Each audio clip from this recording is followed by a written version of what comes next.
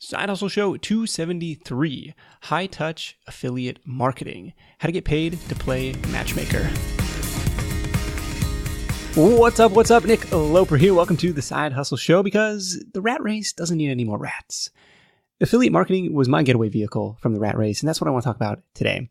Now, the traditional way we think of affiliate marketing is to pick some niche topic, write about it, rank that site in Google, and then collect commissions when people buy the products or services that you recommend on your site.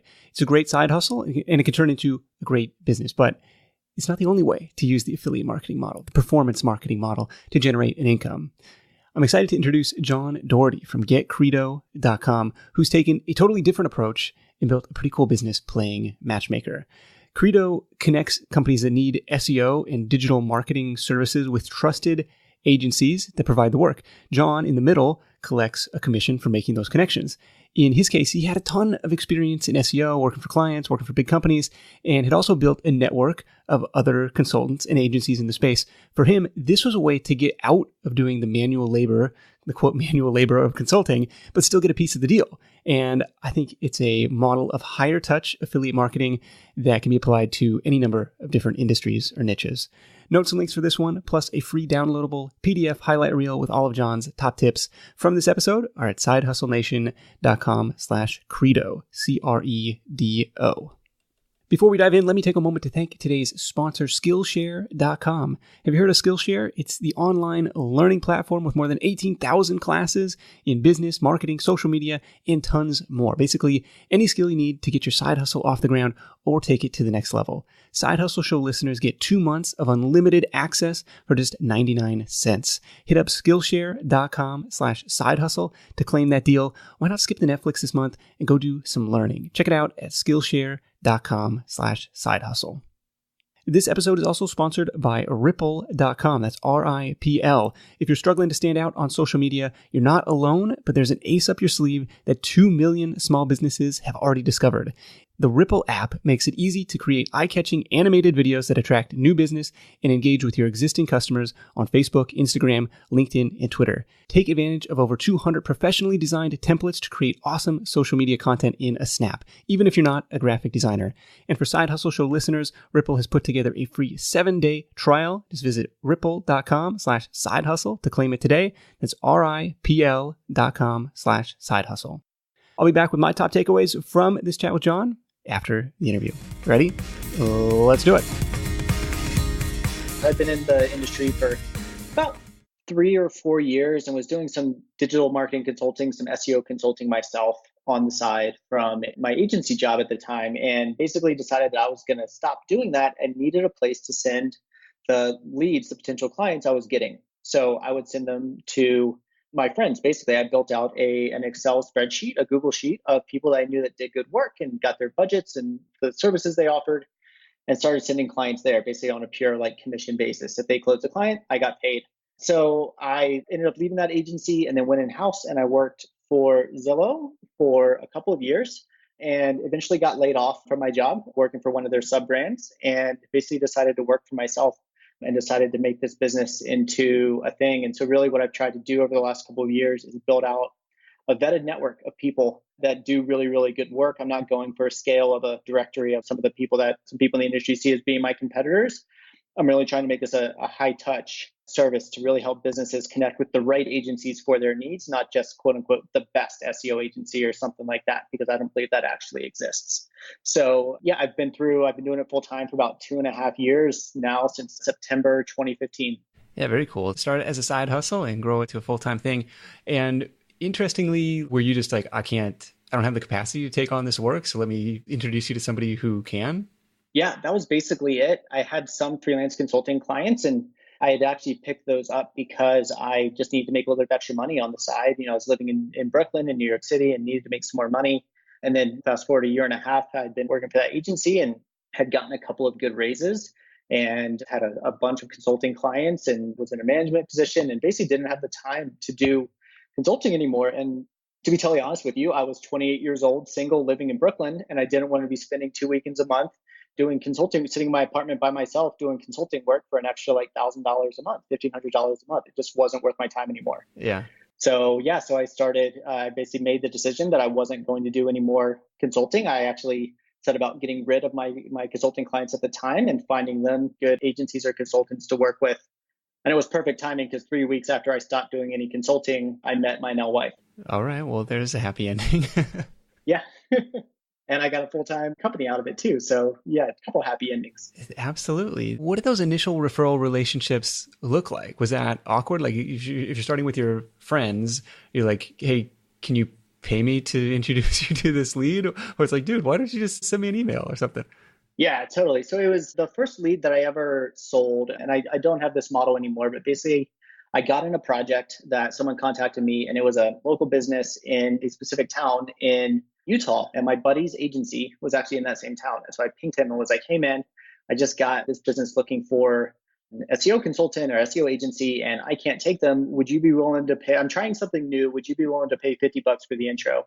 He's like, yeah, what's your PayPal account? So literally 3 minutes later, I had $50 in my personal PayPal account, sent him the intro, he closed the project.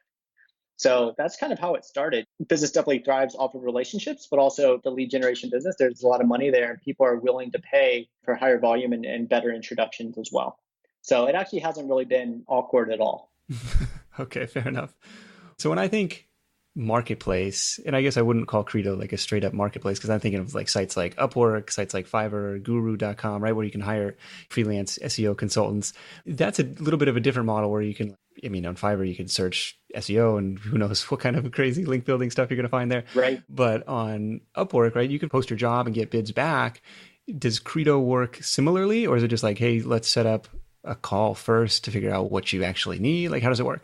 So it actually used to be more like Upwork, and now it's the second one. So when I first started building this out, I had this idea of like, I called them open leads. So basically like a project would come in and I wanted to be able to set it live on a platform that then people that were paying me for access to those leads could then contact them and try to close them into business. And what I've realized over the years is that that works really well for kind of the gig economy, right? Like the gurus and the freelancers and that sort of thing, where they're like, I need someone for cheap to do this specific thing, right? Write content and place it on, whatever, article directories or something like that, which is not the kind of SEO that I do or that people that I know that really like are good at SEO do. And so we've moved to this high touch model where basically a project comes in and they submit the form on the site, and every single one of those has to schedule a phone call with us, with me or my team. And we basically spend 20, 30 minutes with them and learn about their company and what they're looking for. And then we put together what we call project description, where it's just 6 to 8 sentences, who they are, what they're looking for, how their business makes money, that sort of thing. And once they approve that, then we reach out to the agencies for them, get their permission to make the introduction, and then we make the connection between the two of them. And then we follow up on both sides and help the business make the right decision about who to work with. So we know a lot about these businesses as they come in, and we do this vetting on the front end, basically to make sure that it's like a high quality project. And they also have their expectations set for questions they should ask consultants or agencies, how much it's going to cost, all of those sorts of things. So really, honestly, I think about Credo as like basically a sales development agency for marketing agencies. So it's meta as anything, but it works. It sounds like it's going pretty well.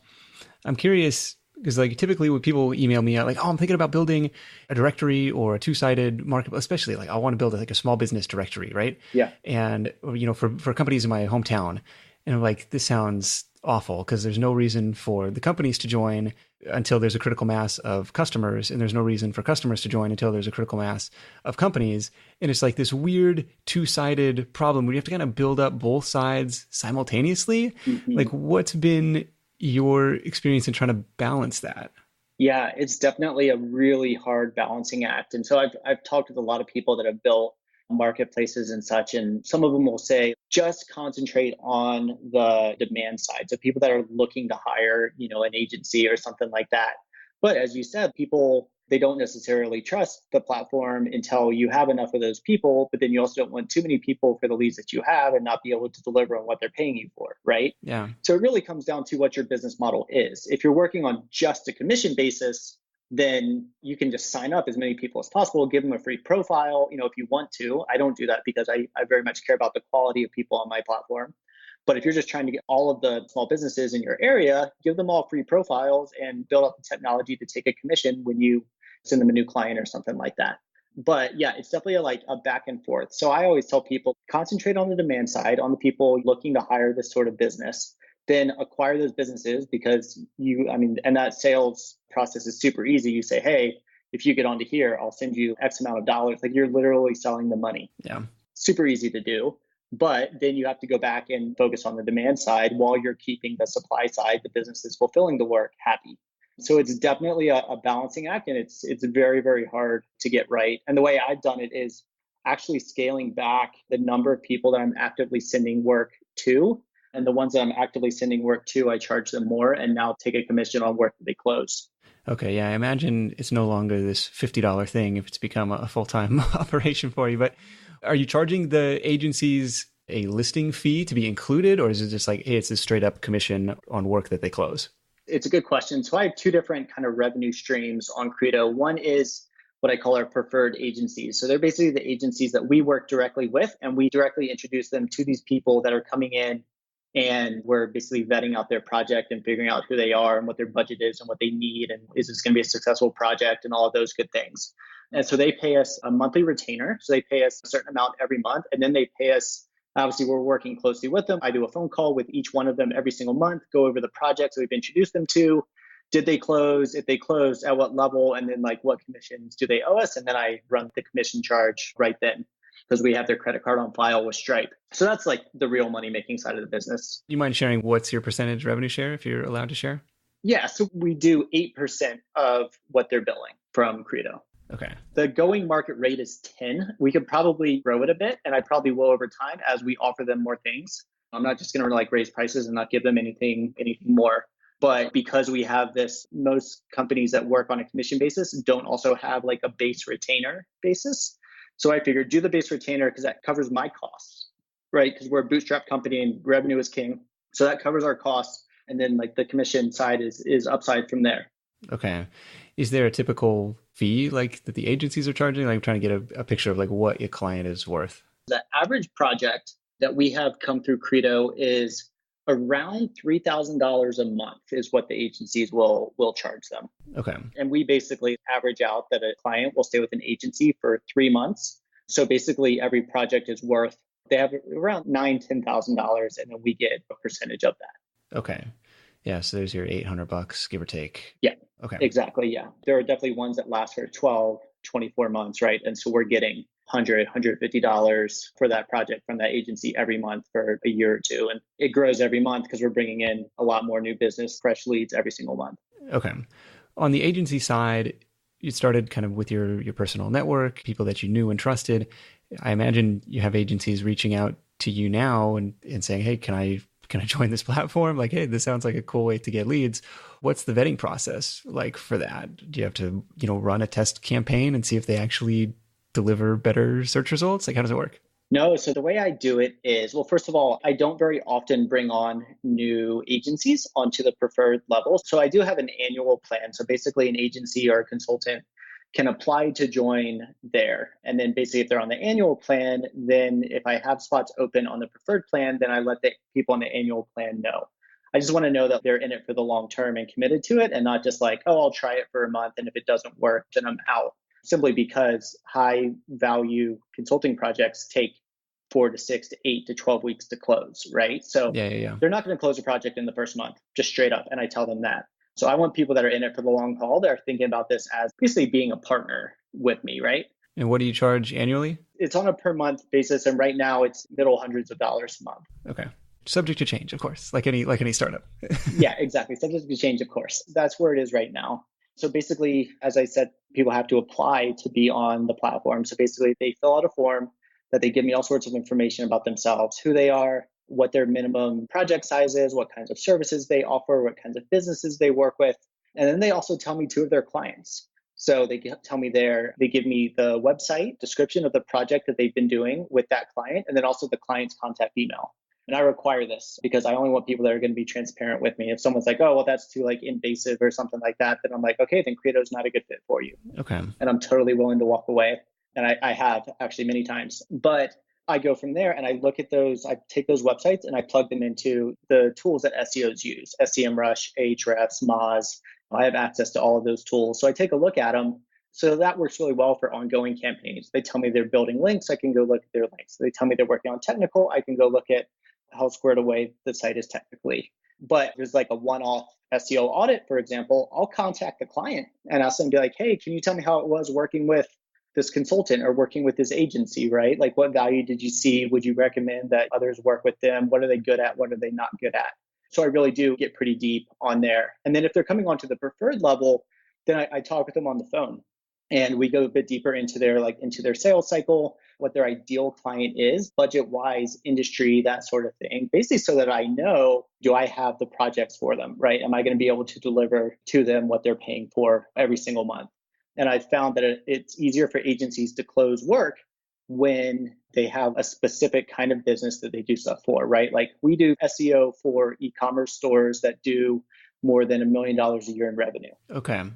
That way I can say, okay, I got one of these in. I'm going to send it to this agency, agency A, and to agency B, and both of them have an equal shot at closing it. And I can be pretty confident at least one of them is going to close it into a client. Okay, that makes sense. You kind of have the knowledge of where these agencies' specializations lie and can kind of feed them work that's in their wheelhouse. Exactly. And we tell the client, so we introduce them by email to the, so, client meet agency A. Agency A is fantastic at SEO for e-commerce. They've worked with this brand, and this brand. Okay. And so we can kind of give them that context around why we're connecting them up with them. And basically I'm trying to take off the table, are they actually good at what they do? And letting the client looking to hire someone focus on, do they feel comfortable with the person? Do they trust them? Can they communicate? Those sorts of things, those softer things that most people don't think about when it comes to working with an agency or a consultant.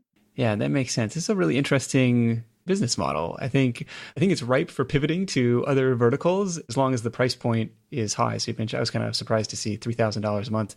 Seems pretty steep, but I guess if you're Zillow or if you're like overstock.com, you got a big budget for SEO because that's worth a lot more money to you. Exactly. So they're definitely big budget, decent sized budget clients, mostly $2,000 and up. Yeah. Tell me about the demand side. What's driving traffic to you today? What's driving sales to you today? Like, is it still people like, hey, I'm trying to find John to hire him for SEO work? Or is it Credo's become a brand of its own? Like people are finding this through SEO, or how are people finding you? It's all of the above. I get a lot through search traffic. About 50% of our traffic overall is search. The rest is referral. And that's what we get a lot of referrals and email newsletters and such because we create a lot of content. Okay. I create a lot of content. I don't get so many people coming trying to hire me because when people are finding Credo, they're being referred to Credo, not being referred to John, usually. Yeah. I do get some people coming to me through my personal email wanting to work with me. And I basically just tell them I'm not taking on personal consulting clients. But I can help you find someone through Credo. And often they're not the kind of business that I work with anyways on consulting. So I can honestly tell them I wouldn't even be the right consultant for you to work with anyways, but let me find you the right one. And people really respect that and like that. So yeah, a lot are coming from search. We get referrals from other agencies simply because we've become a trusted place for agencies to send the clients that contact them that they can't take for whatever reason, because we know who's good at which marketing channels for which types of businesses. And they don't have to tell the potential client like, oh yeah, go contact this agency, but I don't know if they have availability. I know who's good and I know who has availability. So a lot more people are sending us clients that way saying like, hey, go to Credo. They can help you out. They can help you find the right person. Okay. So we've really I purposefully set out to build a brand that is outside of just me. Yeah, that makes sense. Because it's the trap that so many freelancers fall into of like, oh, I'll keep selling my time for money. And ultimately I run out of time or run out of hours in the week to get it all done. And so here's an interesting workaround from that. And again, I think it can apply to a bunch of different industries since you probably already have the pulse on who the players are in your space and strike up, instead of a competitive relationship with them, here's a cooperative relationship with them. You mentioned on the customer side, you're having an initial phone call with them, just trying to get a gauge for like what their budget is, what they're looking to get done. Anything else that's vetting customers like pre-phone call is just like an online application first? Yeah. So they just fill out a form that it's six fields long, something like that. Name, email, website, monthly marketing budget, and like the main channel that they need. And I basically have like 6 that they can choose from. SEO or like an SEO site audit, content marketing, link building, Facebook ads, PPC, right? So AdWords. So basically the first line of vetting is, are they willing to schedule a phone call with us?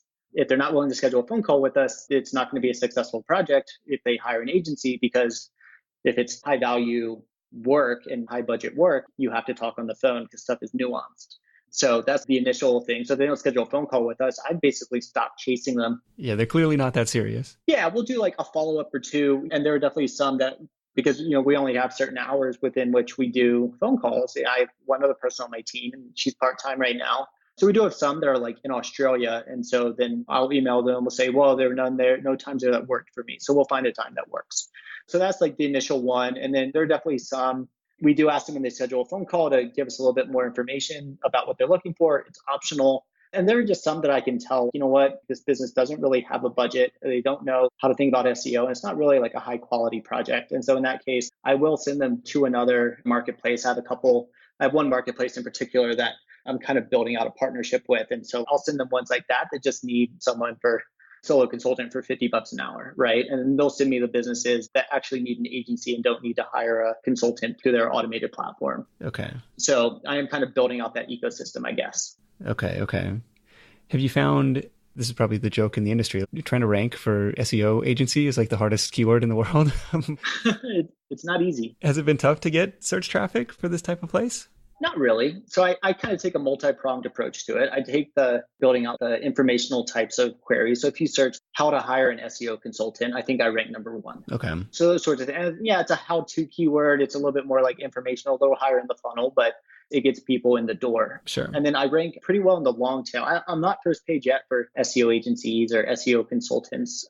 Though honestly, those, yeah, they have a bit more volume. But if I'm going for these like higher value projects, someone that's searching SEO consultants, for the most part, they don't really have a decent sized budget. Yeah. So I don't go like super hard after those. Obviously, for branding purposes, I'd love to be on the first page for those. But I actually rank pretty well in the long tail. So like e-commerce SEO agencies, I'm on the first page, those sorts of things. Okay. And those more specific keywords. So I built out about middle of 2017, I did a big SEO update where basically we expanded the number of pages that we have targeting specific terms like that, or B2B marketing companies, right? B2B marketing agencies, that sort of thing. We expanded the number of pages we had targeting terms like that from 200 to about 3,000.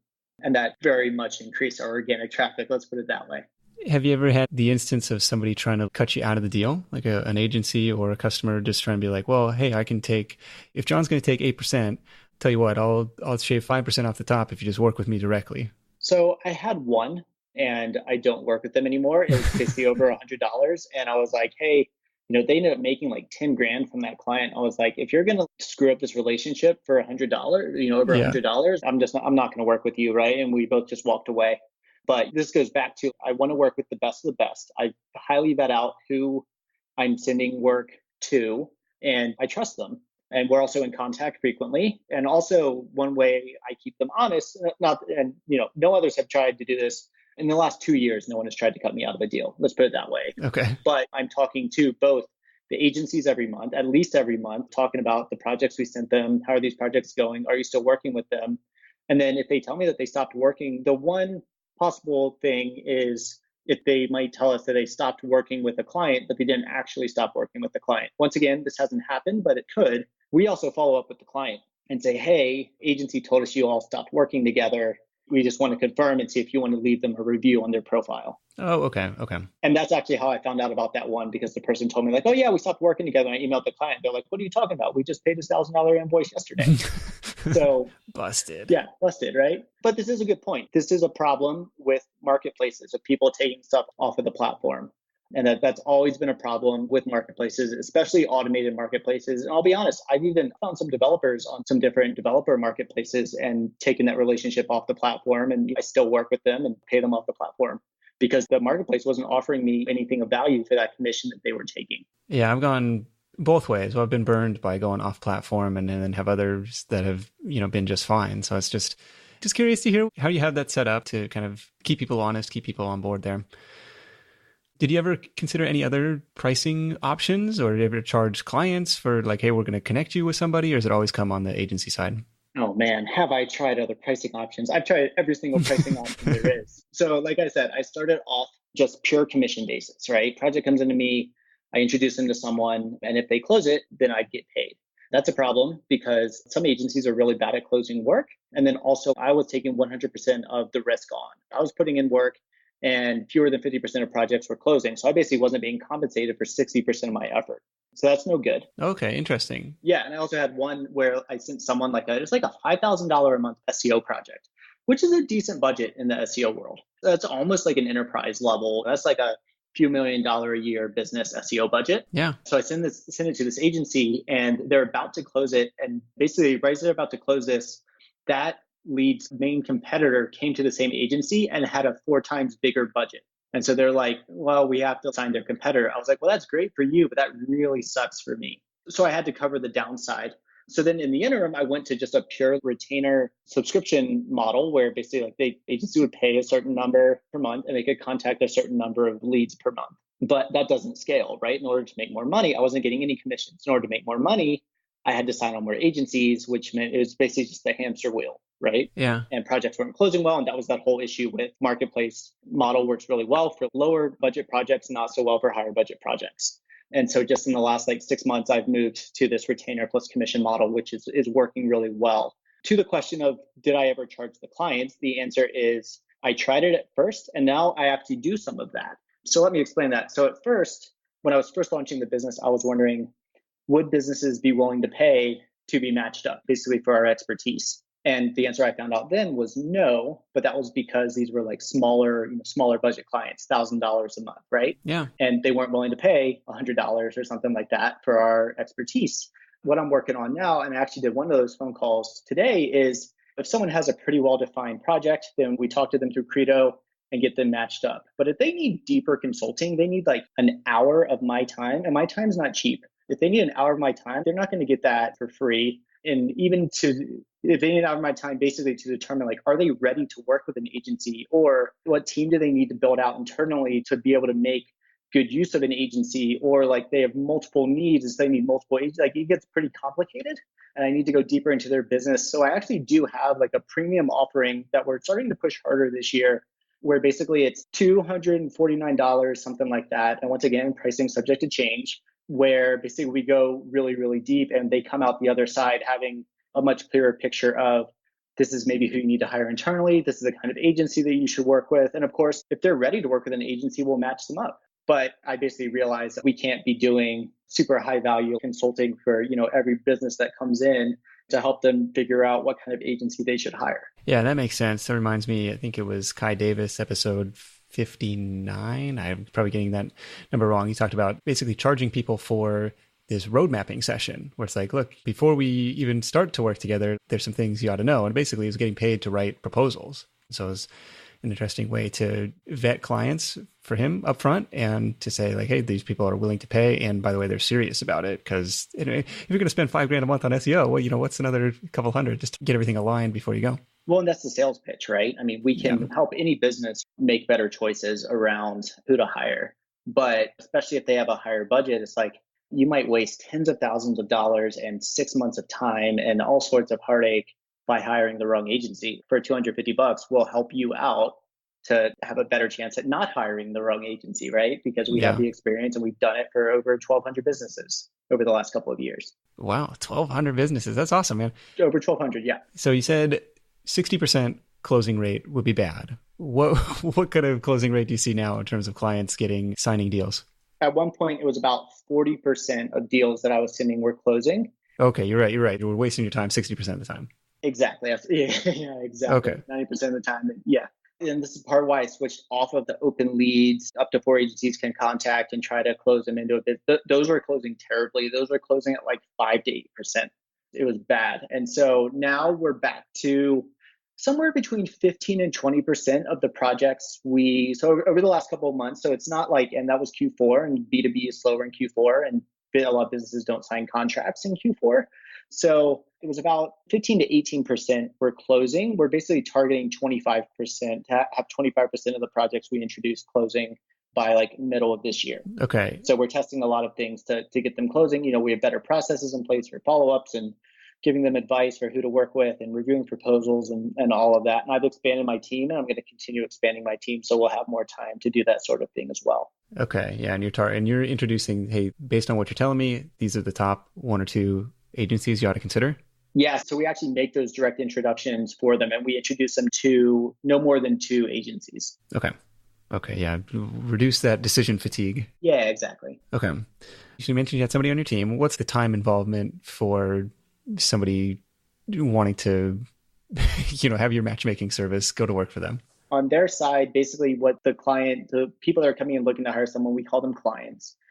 Basically, the commitment is fill out the form, schedule a phone call, do a 30-minute phone call with us, and approve your project description that we put together for them just by email. We're working on building that into the platform. And then we do all the outreach to agencies for them and get them connected up and introduced and all of that. So basically, it's probably another 40 minutes or something like that of their time that it takes them in order to get the right introductions. And then if they want to do a follow-up phone call after those and discuss how the conversations went and questions that they need to ask and all of that, we're happy to do that. So it might be another half hour, basically for each lead. With all the follow-ups and everything, I would say probably a total of 2 hours of like our involvement, like mine or my team's. Okay. And then that's a customer that's worth, call it $800 on average, 25% of the time. Yep. Okay. Yeah, just trying to get a feel for the math here, because like you got my affiliate marketing head spinning a little bit on what other niches could I apply this to? So very cool stuff. There are a lot of them, and I've had people tell me, "Oh, why don't you go into design or development or something like that?" And I mean, the answer is like there's still a lot of opportunity in the SEO world, in the digital marketing world, and so I really want to nail that. It's kind of like, so I used to work for Zillow, right? And Zillow is just in the US, and people have been asking for years, like, why don't you go to Canada? Why don't you go to Mexico? Why don't you go to Australia? And they're like, there's so much opportunity in the US. We need to stay focused and we want to dominate this. And then you always can go into those other markets as well in the future, right? I'm not ruling it out, but I want to concentrate on, I think there is something to the future of niche marketplaces like this. Totally. Plus, there are other marketplaces that are doing design and development and that sort of thing. And some that are much bigger than me, have a lot more revenue than I do. And I'm not trying to go toe to toe with them, to be totally honest with you. I'd rather fly a little bit under the radar and have a good business that people know and trust in the digital marketing world. And even if someone like a big potential competitor came into the space, which I actually do expect over the next 8 to 12 months, it's not going to kill my business because I've built a moat around that. What does a competitor look like? Like SEO.upwork.com or something? Like a higher vetted process? Yeah, there are a few other businesses out there that it's not quite as like, they are vetted offerings, but they're not necessarily subject matter experts or something like that. Okay. So yeah, there are a few out there that I keep my eyes on. Yeah, that's true. We saw Fiverr added Fiverr Pro recently. Yep. So they've kind of done some hand vetting of their people too. So it's an interesting play, especially, gosh, on the development side. But it's still Fiverr, right? It's still Fiverr and they're still seen as being low quality. So I saw that as well. I was like, oh, that's interesting. And that's what actually made me realize, okay, I need to differentiate this service. Yeah, well, it sounds like you have. So anything else on the horizon for 2018, goals or targets or other changes, projects in mind? I mean, of course, the answer is yes, right? I can't keep myself from launching new things. 2018, I'm actually calling it my year of no hustle. So basically, I don't want to work harder. I don't want to work more hours. I don't want to burn myself out. I'm trying to learn how to grow a real company, how to grow a team, be a better manager, that sort of thing. So that's my focus with Credo this year for sure. And obviously, I have revenue goals and I have lead volume goals and all of that. Right now, we're generating around $500,000 to $600,000 worth of work, new work every single month. I'd like to get that to $1 million. I'd like to improve our conversion rates to 25% of projects we introduce close. I have some numbers like that if those increase, then our revenue increases like it should. Yeah. And then me personally, I mean, yeah, I'm an entrepreneur and I have this company. I do a little bit of my own consulting, though I'm hoping to stop doing that at some point. I plan to stop doing that at some point. But I also launched an outdoor gear review. So like North Face jackets and skis and fly fishing equipment and that sort of thing. Launched that site about 6 months ago and I'm growing that as well. So that's my fun side, 4 or 5 hours a week side hustle. There's the side hustle, the affiliate marketing side hustle, the review site. Yeah, totally. Yeah. Nice. Well, very cool. John, thank you so much for joining me at getcredo.com. If you want to go check them out, let's wrap this thing up with your number one tip for Side Hustle Nation. Yeah. So my number one tip for Side Hustle Nation is to cast a wide net. And then once you see what's working, to focus down on that. I think a lot of side hustlers, a lot of freelancers and entrepreneurs are afraid to kind of go all in on one thing. And you have to try a lot of things, and fail first. But once you identify that something is working, then give yourself the gift of focus and double down on that and see what it can be. Absolutely. I like that one. Cast a wide net, then focus on what's working. John, thank you so much, man. We'll catch up with you soon. My pleasure, Nick. Thanks for having me. This entire business was born because of John's skill in SEO. And you know what? It's not like he was born with that skill. He learned it over time, just like everything else. And that's where today's sponsor, Skillshare.com, comes in. Skillshare is the online learning platform with more than 18,000 classes, all taught by practicing experts. On Skillshare, you can learn everything from video editing to social media marketing to mobile photography and videography and everything in between. There's a huge variety of subject matter on pretty much anything you'd want to learn, and the bite-sized classes are perfect for professionals who want to advance their career and for side hustlers who want to expand the skills you need to grow your business. How it works is you get unlimited access to all these classes for a low monthly price. You never have to pay per class again. It's like Netflix, only for something that will help your business. So I'm trying to step up my Google game. So I'm actually checking out a few classes on SEO because I don't have a $5,000 a month SEO budget. It's all on demand, and the catalog has some pretty awesome stuff. Now, here's the best part. Side Hustle Show listeners can try Skillshare for 2 months for just 99 cents. I think you're going to love it. Go check out Skillshare.com/sidehustle to get started today. That's Skillshare.com/sidehustle for 2 months of unlimited access for just 99 cents. All right, my top takeaways from this call with John. Number 1, your network is your net worth. This business worked because it started with people John already knew and trusted, and with customers that already trusted him. So if you're not actively building and cultivating your network, that's got to be a top priority. Takeaway number 2 is what I'll call the strategic no. Credo started with a no. Look, I'm not a good fit. I'm flattered, but I don't want your business. I'm sorry, I can't take you on as a client right now. And it could have ended there. But instead, John decided to make it a positive no, a helpful no, by passing along an intro to his friend. It's actually a business model I thought about starting in the web development space a few years ago when I was doing all these website reviews for people on Fiverr. And a lot of the time people would come back and say, hey, those were some great suggestions. Can you just do that? Can you just make those changes to our site? And I didn't have, in a lot of the cases, I didn't have the technical know-how to get that done. And I didn't have the supplier network or trusted developer I could refer people to. I actually tried a couple contacts, but they didn't really work out or just wasn't a good fit. But think about the strategic no or the positive no as takeaway number 2. Takeaway number 3 is to mind the demand side. Of course, you can't ignore the supply side, the agencies in John's case, but customers and clients are really the driving force. It's only natural he'd be driving leads through SEO, but your referrals might come from somewhere else. Like I was getting a steady stream through Fiverr, even though I never did anything with them, but mind the demand side. In that sense, it's the same story as the more traditional affiliate marketing models we've looked at. You can have the most monetization optimized site in the world, but you still need a way to drive traffic. What do you think? Let me know in the comments at sidehustlenation.com/credo. Again, CREDO. You can check John out at getcredo.com. Now, while you're there at sidehustlenation.com/credo, be sure to download the free PDF highlight reel with all of John's top tips from today's episode. That's it for me. Thank you so much for tuning in. If you like what you hear on the Side Hustle Show, be sure to hit the subscribe button in your podcast player app. That'll make sure you never miss an episode. And until next time, let's go out there and make something happen. And I'll catch you in the next edition of the Side Hustle Show, where you'll meet a guy who actually has a pretty similar business model. He gets paid to play connector, but entirely offline and for a completely different set of customers. I'll see you then. Hustle on.